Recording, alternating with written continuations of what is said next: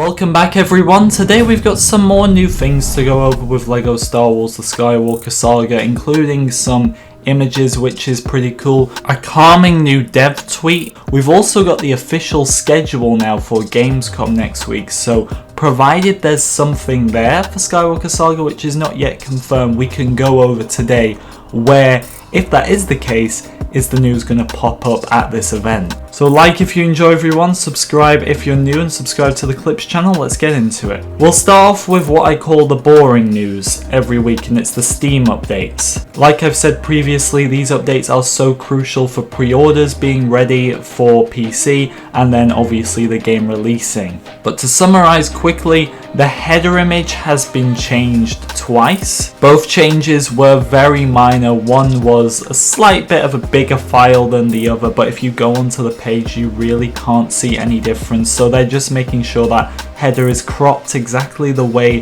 they want it at this point. And a previously empty section on the Steam page called the Hero Capsule has now had the LEGO Star Wars The Skywalker Saga cover image put there as well. This is the image you'll see when there are offers to do with the game, like sales and discounts, things like that. And the latest changes were added on August the 12th, so we're looking at 4 or 5 times now this page has been updated frequently, like in the last 2 months, which is really good news. And could that mean something's coming at Gamescom? We'll have to see, but let's look at these 5 images here. These images were actually from a LEGO magazine last year, but these are probably the most HD quality images we've had of them so far. Last time I showcased these you could hardly see them. So we've got the First Order TIE Fighter, then we've got the Sith Eternal TIE Fighter, then Anakin's Jedi Interceptor, the Imperial TIE Fighter,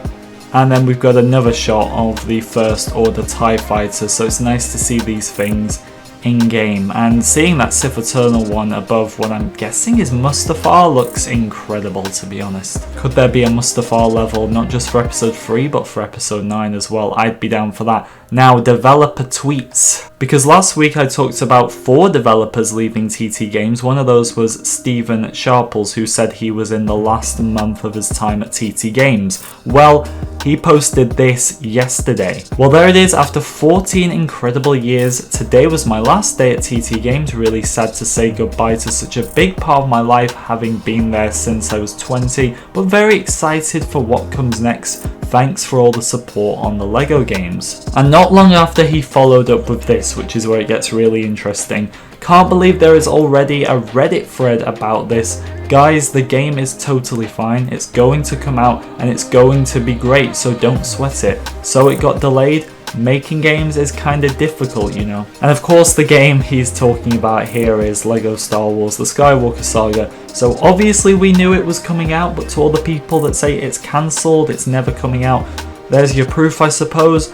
But just a bit of clarity once again from the devs. This is how scarce news has been in a lot of ways. Just when a developer even mentions the game and mentions it's okay, it's actually nice to hear. Too bad he didn't tell us when it was coming out, but obviously that's not something he can do. Right, on to the Gamescom schedule. And by the way, I'll be live streaming all the relevant events on this channel, so if you're worried you're not going to make it or you don't know where to watch, even though it'll be all over YouTube, Twitter, every platform like that, just drop by this channel and you'll be able to see it anyway. But as I spoke about last week, the Xbox Showcase event is on the 24th of August. And unfortunately there the times are just in PT, but you can obviously convert that. But Xbox is a shout.